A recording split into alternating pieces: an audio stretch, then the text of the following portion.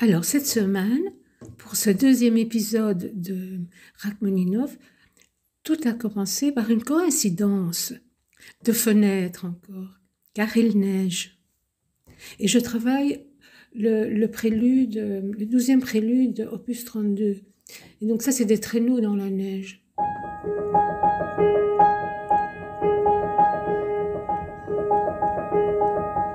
Et m'est venue alors la réflexion de la voix. La voix, elle est faite à la main gauche ici. Elle est difficile car nous sommes dans une 12-8. C'est un 4 tons, mais faire coïncider avec les 6 doubles croches de la main droite, ce n'est pas évident. Donc j'ai fait toute une réflexion sur la voix. Et puis, en faisant mes recherches, parce que je me dis, la voix, elle est omniprésente chez Rachmaninov.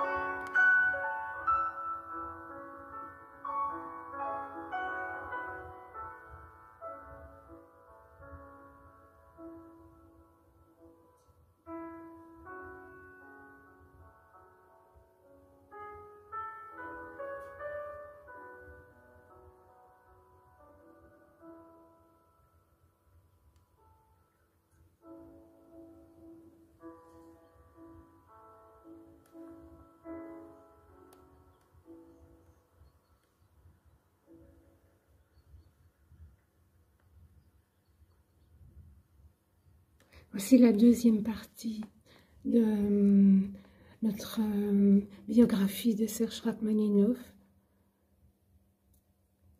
qui sera consacrée à Rachmaninov.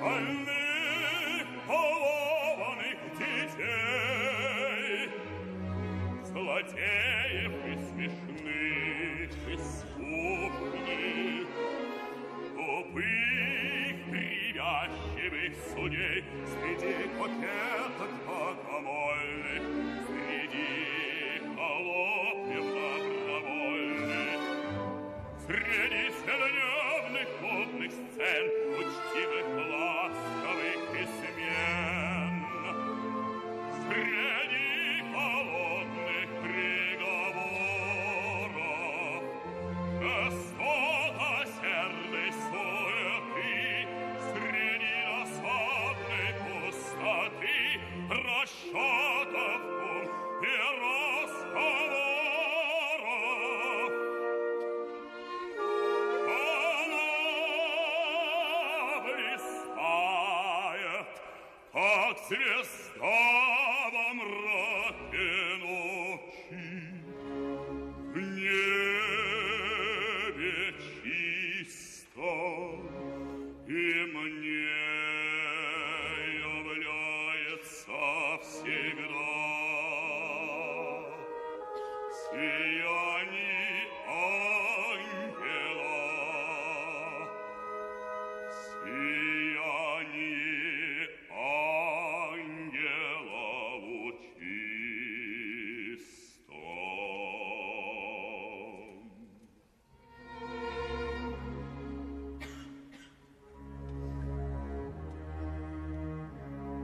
Любви все возрасты покорны, ее порывы благотворны, юноше в рассвете лет, едва увидевшему свет, и захоленному судьбой кольцу седою головой.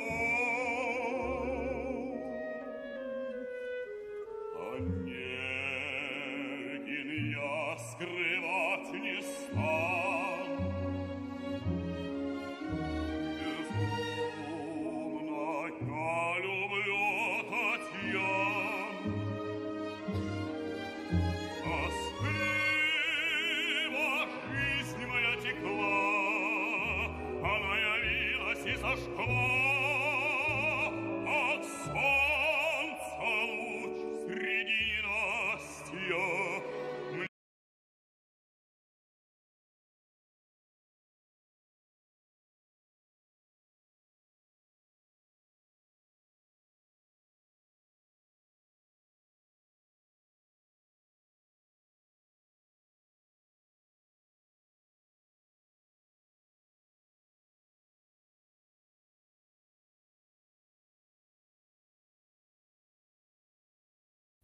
Alors, cette deuxième partie d'une musicienne à la fenêtre va d'abord vous parler du bonheur qui efface tous les regrets et qui s'appelle la neige. Ça faisait plus de 10 ans que nous n'avions plus eu de neige en Belgique. Et la neige, c'est comme des plumes d'ange. ça ravive l'enfance. Et cette douce joie qui vient se poser sur le gris et le brun de l'hiver à la sortie de l'automne, quand tout devient boueux et que la guerre résonne avec un sentiment d'impuissance, que nous ne pouvons rien y faire. La neige nous fait penser à un jardin enneigé du paradis. Tout est blanc. Et lorsqu'on a la chance de guetter alors dans le ciel la pleine lune, et que la nuit devient splendide parce qu'elle nous transmet des images où le noir est à peine atténué dans le lointain,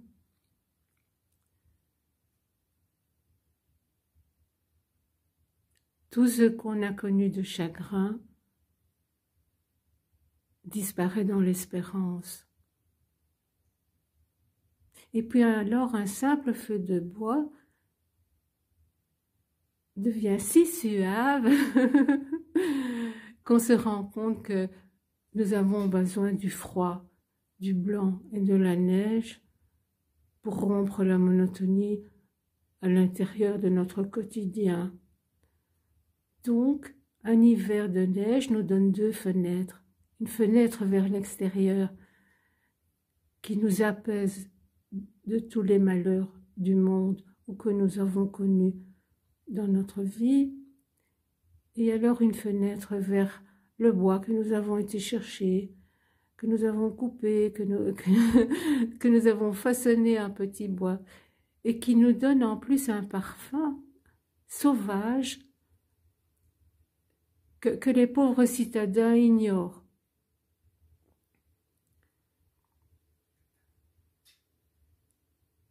J'ai basé cette deuxième partie sur la voix, alors qu'on est pianiste.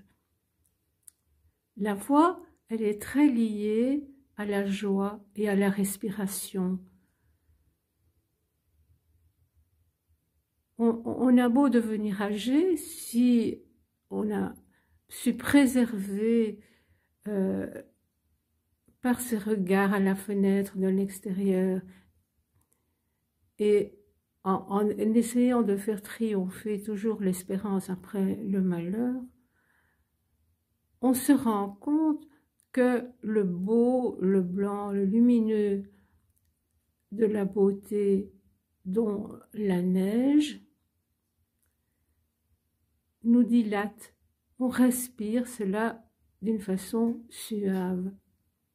Et les arômes de bois et de branches qu'on a été chercher en été, alors dans la forêt, lorsqu'on allume le feu, nous fait encore respirer ce peu de joie de tous ces parfums qui nous font marcher sans fin sur un chemin à la recherche de tous ces petits bonheurs. Rachmaninov avait une sœur qui s'appelait Hélène, qui lui a fait découvrir Tchaïkovski. Tchaïkovski a mis, comme on dirait des critiques musicaux, sa main sur l'épaule de Rachmaninov et lui a donné confiance dans son génie musical. Il y a une œuvre de Tchaïkovski qui est aussi sublime que la neige, que la respiration et que le feu de bois sauvage. C'est Eugène Onegin, d'après Pouchkine. Et donc, Hélène, la sœur de Serge Rachmaninov, jouait Tchaïkovski dans la grande maison familiale avant qu'elle ne soit vendue à Oniek. Et ça l'a marqué. Rachmaninov faisait du piano depuis 4 ans. Quand son papa revenait dans le domaine, il se mettait au piano et jouait des improvisations. Rachmaninov a vu son grand-père une fois qui lui a donné des conseils. C'était un grand musicien, un élève de John Field, le créateur de Nocturnes. Et je vous invite à écouter des œuvres d'Arkady Rachmaninov, donc alors dans le milieu du 19e siècle. Hein. Mais il y a des orchestres qui enregistrent ces œuvres. Ce que le papa de Rachmaninov jouait, on n'en sait rien, mais ce n'étaient pas des œuvres connues, donc je suppose que c'était des improvisations, qu'il était déjà compositeur. Et puis alors Hélène, sa sœur, jouait du Tchaïkovski et de Eugène Onegin. Je vous ai mis les petits fragments de cette œuvre magique qui a été filmée.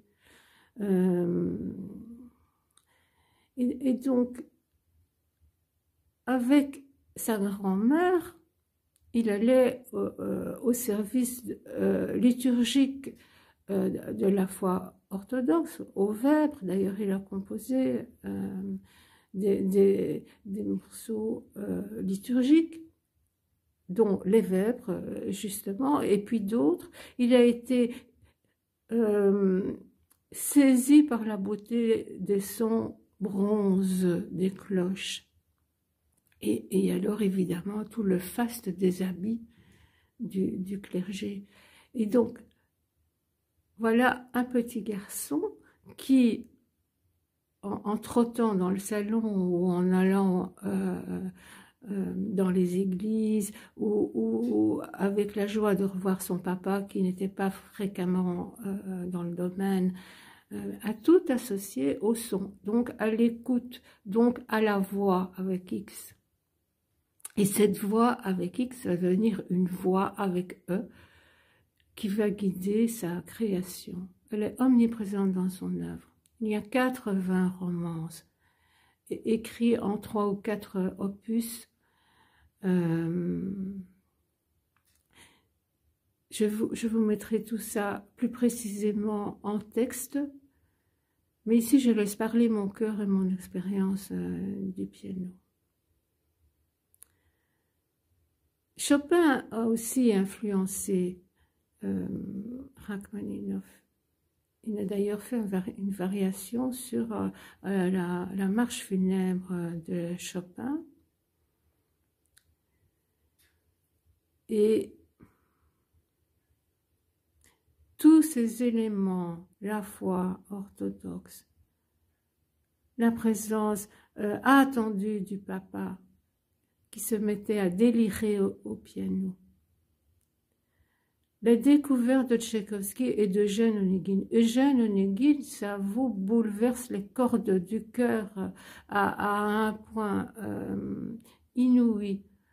Il faut l'écouter avec maturité, parce que dans l'impatience de la jeunesse, à l'ouest de l'Europe, rentrer dans le mystère de la langue russe et de ses reliefs de basse et de soprane, avec des résonances orientales dans la musique, c'est vite écarté. C'est trop neuf, c'est trop nouveau pour nos oreilles, surtout au XXIe siècle, pour des oreilles très jeunes qui parlent l'anglais en permanence et qui devient parfois de la musique à outrance et de la musique tonitruante. Avec la maturité et les connaissances, il n'y a pas de belle musique sans connaissance. Il faut les plonger dans l'histoire, il faut les plonger dans les arts.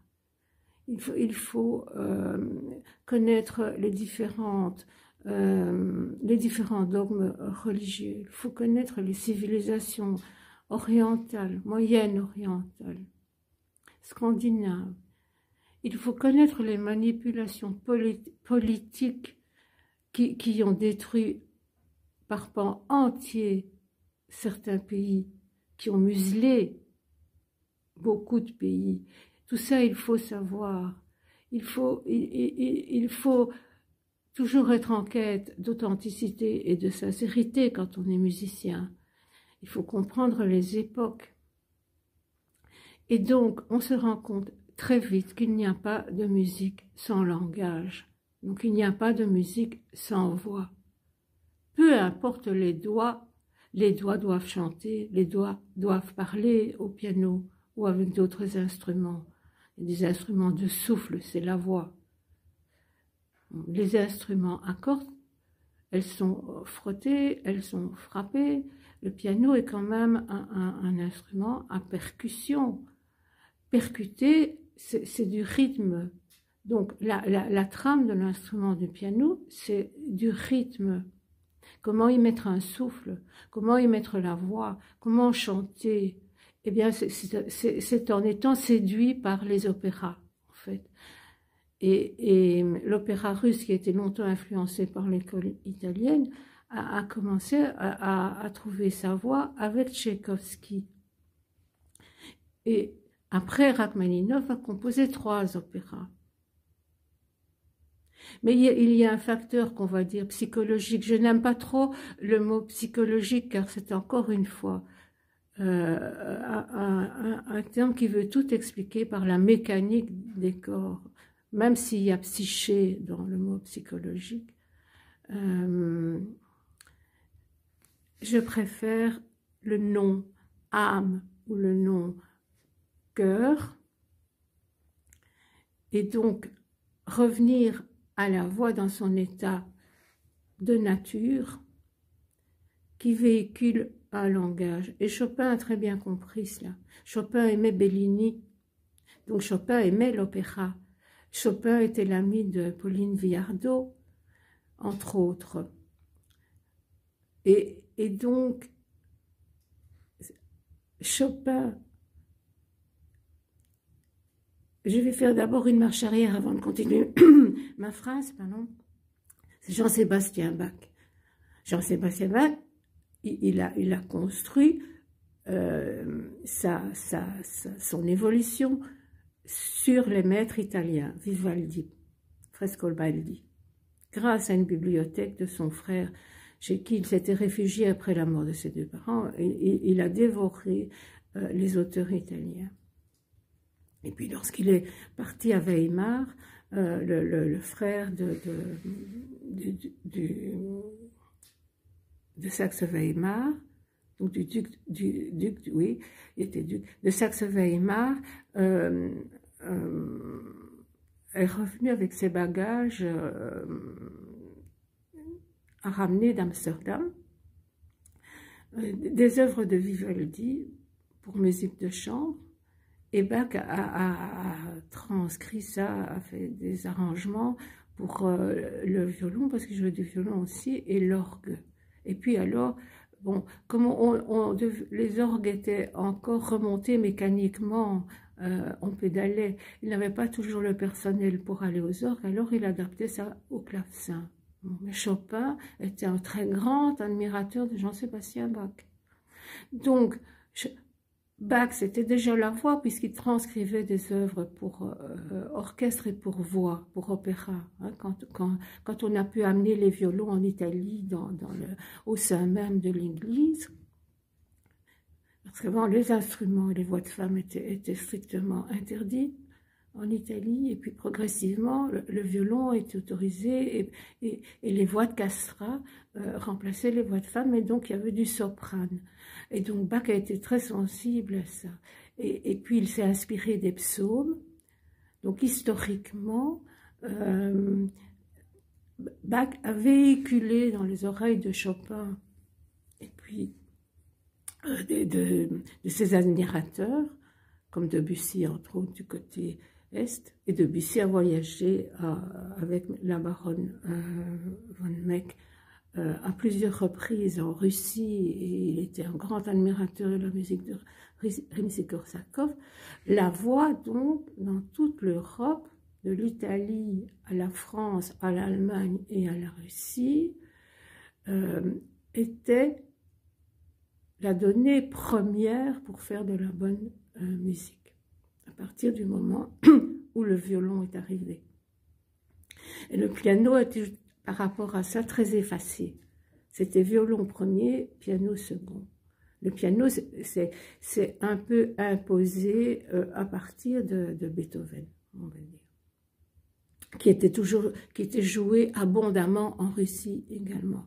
Et Rachmaninov, grâce à sa sœur qui lui fait découvrir Tchaïkovski, et bon, tout le monde connaissait Chopin aussi, parce que la Pologne avait fait partie de l'Empire russe. Rachmaninov, il va faire, parce que devant ce feu que vous voyez, un drame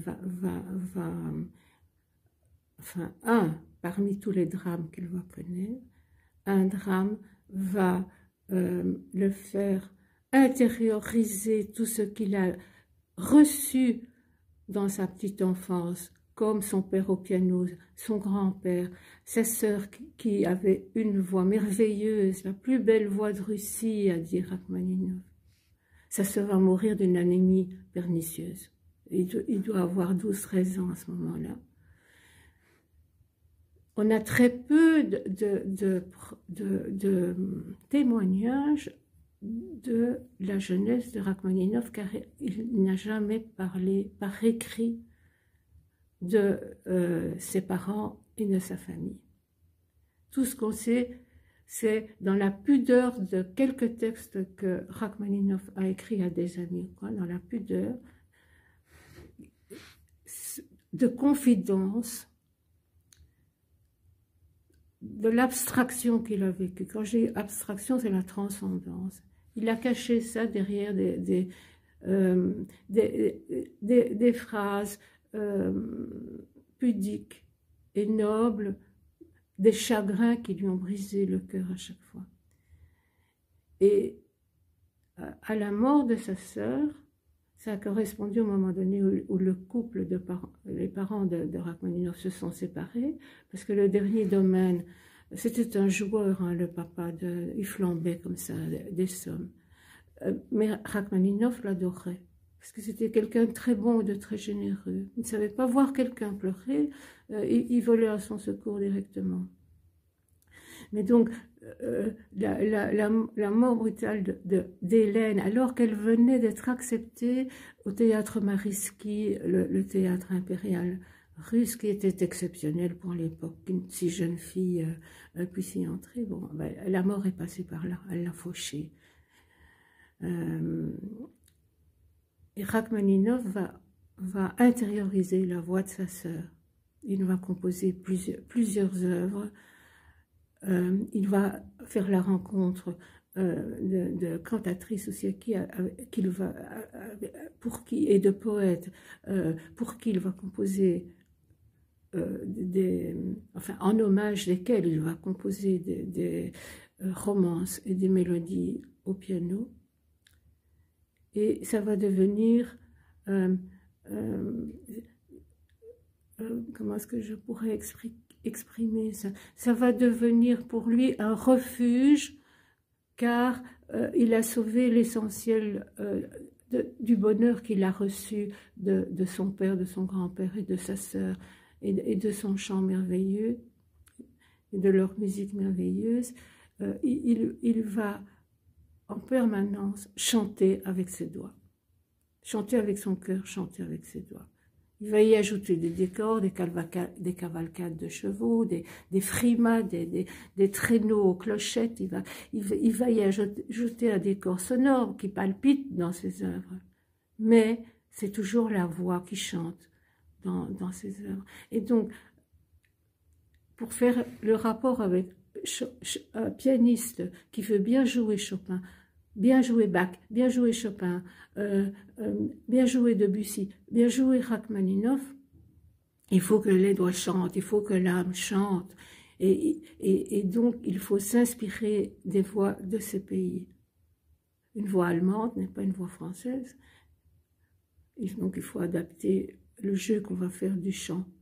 Comme si Bach nous parlait en allemand, le jeu de Debussy, mais qui a quand même connu la Russie, comme une voix française ou russe, et il faut jouer du Rachmaninov avec les voix des extrêmes basses et des sopranes qui sont en même temps coloratour et mezzo.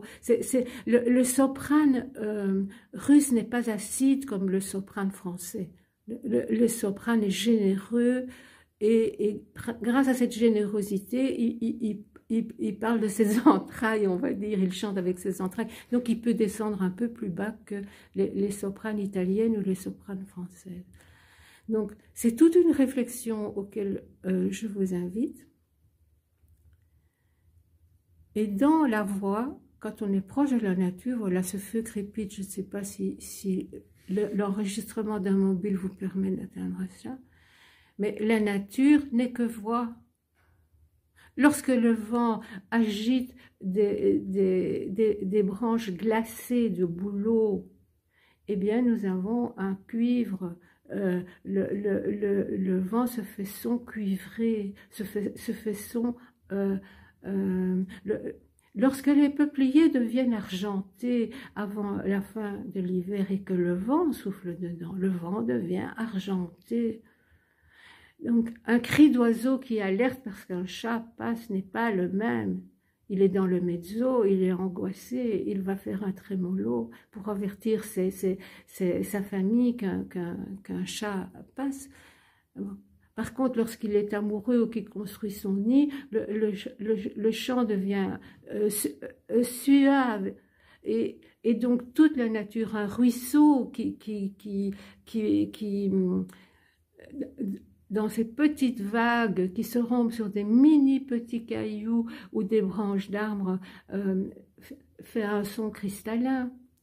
Il a un rythme, il a un son. Le cheval qui passe, il marque un 4 temps, mais c'est un son de fer, puisqu'il il a ses sabots ferrés. Et si vous faites attention à tout dans la nature, vous n'avez que des voix, et vous avez des parfums, et vous respirez la beauté, donc vous êtes au paradis. Et ça, c'est la beauté de Rachmaninov. C'est malgré qu'il ait dû quitter son pays, malgré qu'il a connu tous ses chagrins, malgré qu'il entend, même s'il est de l'autre côté de l'Atlantique, tout ce qui se passe dans son pays, alors qu'il a connu la Russie noble, la Russie aristocratique, une âme noble, une âme aristocratique, si elle respecte ses qualificatifs, c'est qu'elle essaye d'unir en elle toutes les valeurs du bien. Et la révolution bolchevique, manipulée sans doute par l'extérieur, à des fins de destruction, comme ce que nous vivons maintenant, c'est le contraire de l'aristocratie. Sous le mensonge, je veux dire qu'on va donner le bonheur au peuple, on détruit un peuple. Et c'est ça qui me fait dire, vous savez, une musicienne, ça l'écoute de tout et ça perçoit le mensonge tout de suite. Un son faux, un son mal joué, c'est pas le beau, c'est pas le bien, comme dirait Platon. mais aucun peuple ne guillotinerait ses rois. Aucun peuple. Quand je dis peuple, c'est une âme. Je vois l'individu, chaque individu qui fait une nation ne veut le mal. Et donc, en se protégeant du mal, il ne se permettrait pas de le faire aux autres. Comment découvre-t-il le bien et le mal? Ça, c'est une autre histoire. Ça, c'est 4000 ans d'histoire à intégrer. Mais donc, Rachmaninov, lorsqu'il s'est exilé pour préserver le confort de sa famille et la vie de sa famille de l'autre côté de l'Atlantique, il est encore revenu très souvent en Europe, à Londres, en France et en Suisse, où il a fait bâtir une maison. Mais il suivait avec horreur ce qui se passait dans son pays. La famine, les morts et tout. Et donc il a su préserver les souvenirs de bonheur et de bien et des découvertes qu'il a faites de la voix. Il a su préserver ça, et c'est ça qui a vaincu le mal dans le monde, et le mal qui apporte la maladie et la mort dans une famille ou dans un pays. Voilà, ça c'est toutes les réflexions que je fais autour de la voix, et donc je vous invite à écouter les romances en langue russe, et surtout les premiers opus, parce qu'après il va être influencé par une poète arménienne dont je mettrai les références en dessous de la vidéo, mais qui elle qui a fait découvrir à Rachmaninov donc des poètes comme Hugo Wolf et des poètes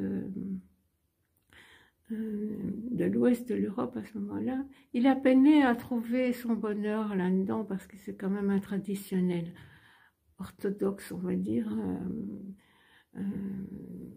Rachmaninov, mais il a mis en musique pour faire des récitals avec une autre cantatrice, Madame Kotchek, dont on a un enregistrement, je vous mettrai les références. Il a mis ça en musique, mais on a peine à le reconnaître, tellement il est discret par rapport à la mélodie. Et on sent qu'il n'y est pas à l'aise parce qu'en fait, il a dû s'adapter avec des poètes non russes. Avant, Rachmaninov se basait sur Pouchkine ou sur Lermontov, par exemple, hein, ou alors Alexei Tolstoï. Mais à partir du moment où il s'est basé sur des poètes de l'ouest de l'Europe, on ne le sent pas très à l'aise. Il n'y a pas la grandeur de son pays dans ce qu'il fait. Il essaye de s'adapter. Ça, c'est son dernier opus de romance. Et malheureusement, on s'est emparé sous le prétexte que c'était inspiré de l'ouest de l'Europe. On s'est mis à chanter ces romances en français ou en anglais, et donc avec des voix un peu plus acides. Donc, si vous voulez vraiment toujours garder la beauté du jeu au piano de Rachmaninov par rapport à la voix, il faut aller dans les premiers opus et de romance, donc, et toujours privilégier les voix russes qui sont plus charnues, plus généreuses que les autres voix. Eh bien voilà, je vous remercie pour votre écoute. J'espère que vous avez pu démêler le canevas d'idées qui me font avancer et que j'exprime dans une spontanéité, donc elles ne sont pas très bien rangées linéairement. Mais c'est quand même un privilège pour moi de vous avoir à l'écoute. Ça me permet de parler musique autrement qu'avec les doigts. Merci infiniment.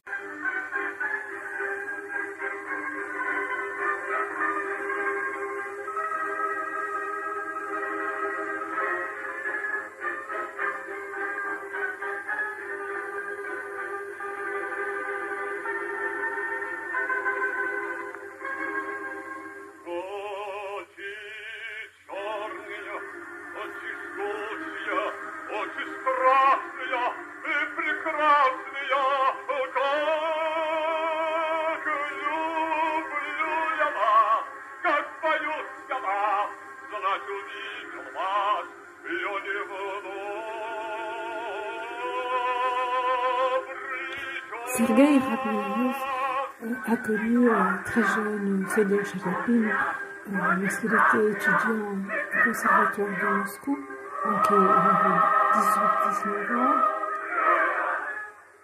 Et Chaliapin, alors il n'est pas né dans une famille musicienne, est devenu une illustrissime jusque dans son exil. Et donc il va aussi franchir l'Atlantique à la révolution bolchevique. Et donc l'amitié entre Fedor et Sergueï ne sera pas interrompue. Et donc dans cette terre d'exil à New York, dans la maison de Gershwin et dans la maison de Rachmaninov, se font des soirées, salons artistiques où tous les exilés russes vont boire des coupes de champagne sur du caviar glacé et assis en tailleur autour du piano vont écouter soit Gershwin jouer chez lui, soit alors aller plus loin à Riverside chez les Rachmaninov où Rachmaninov suppliait toujours Fedor de chanter les yeux noirs, et là il éclatait en sanglots.